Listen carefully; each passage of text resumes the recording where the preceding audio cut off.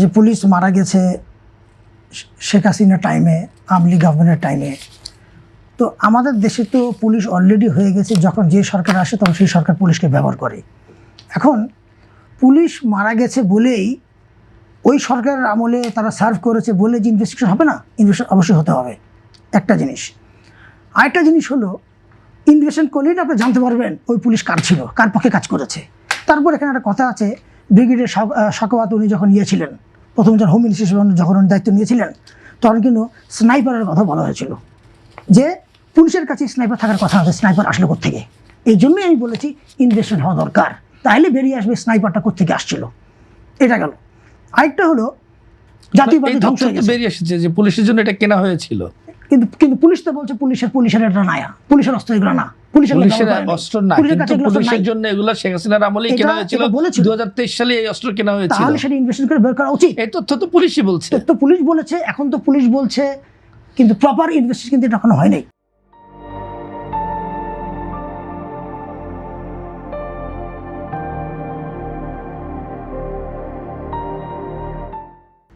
সরকার যখন বলে যে 2023 সালে শেখ হাসিনার আমলে এই ধরনের আর কি কেনা হয়েছিল স্নাইপার, সেটা তার ডকুমেন্টেড। সরকার যদি বলেই থাকে ডকুমেন্টেড, কিন্তু ওই সময় তো ব্রিগেডিয়ার সাখাওয়াত হোম মিনিস্টার ছিলেন, তো উনি তাহলে এই কথা কি কারণে বললেন যে স্নাইপার পুলিশের কাছে নাই, পুলিশের কাছে ছিল না, এই অস্ত্র আসলো কোত্থেকে? তিনি বলেছিলেন পুলিশ যেটা ব্যবহার করার কথা না সেটা পুলিশ ব্যবহার করেছে।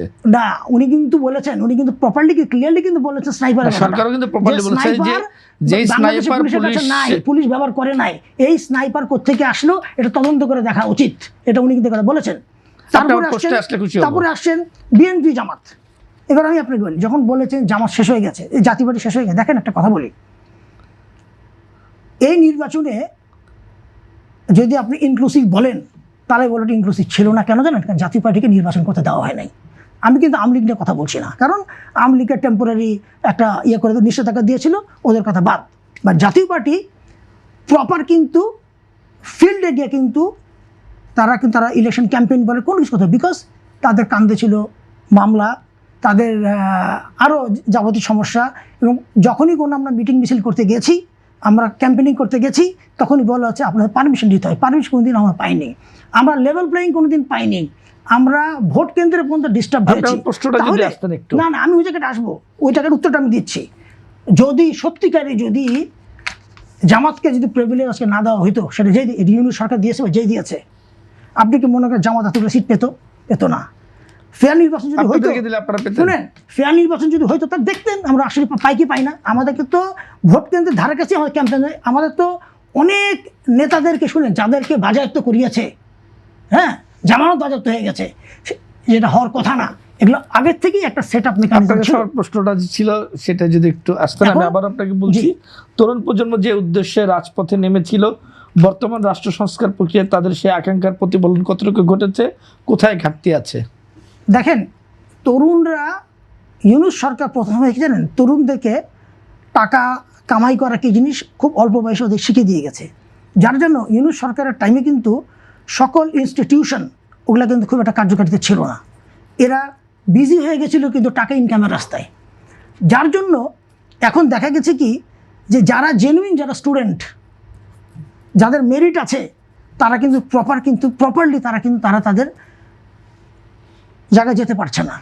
আর যারা নিজেদেরকে ছাত্র হিসেবে ক্লেম করেছে, আমি বলবো সো কল স্টুডেন্ট, এরা তরুণদেরকে এমন কিছু শেখাচ্ছে যার কারণে মেরিটওয়ালা স্টুডেন্ট বলেন বা অ্যাকচুয়াল স্টুডেন্ট বলেন, ছাত্র বলেন, এরাও কিন্তু এখন কিন্তু হিমশিম খাচ্ছে এই কিছু ছেলেপেলের কাছে, যারা এখন ওই যে কোটা মুভমেন্টের নাম দিয়ে নামে ঢুকে, তারপরে যখন তারা নিজেরা যখন এখন একটা পলিটিক্যাল একটা প্ল্যাটফর্ম দাঁড় করালো, সেটার মধ্যে দাঁড়িয়ে সবাইকে নিয়ে আসলো একটা আন্ডার ওয়ান আমরেলা।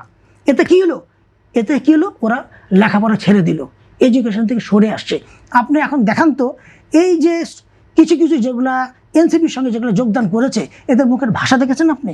আমার তো মনে হয় না প্রিন্স ভাই অস্বীকার করতে পারবে না, যারা এনসিপিতে ছিল এই ছেলেগুলা তারেক রহমানকে পর্যন্ত অপমান করেছে, উনি কি অস্বীকার করতে পারবেন? তো তাহলে আপনার এরকম জিয়াউর রহমানের ছবি জিয়াউর রহমানের ছবি পর্যন্ত পাড়া দিয়েছে, আমি দেখেছি একটা ফেসবুকে দেখানো, এটা আমি নিশ্চয় সবই দেখেছি এটা। তো তাহলে তরুণ প্রজন্ম কি শিখছে? যারা অ্যাকচুয়াল স্টুডেন্ট, যারা পড়তে চায়, তারা কি শিখছে? তারা শিখছে যে এই সমাজটা বেয়াদব সমাজ, এই সমাজে আমি যত বেশি বেয়াদবি করব, এই সমাজে আমি যত গলাবাজি করে মানুষকে বেজ্জিত করব, তত আমি পপুলার হব, তত আমি ভাইরাল হব, তত আমি ভালো নেতা হব।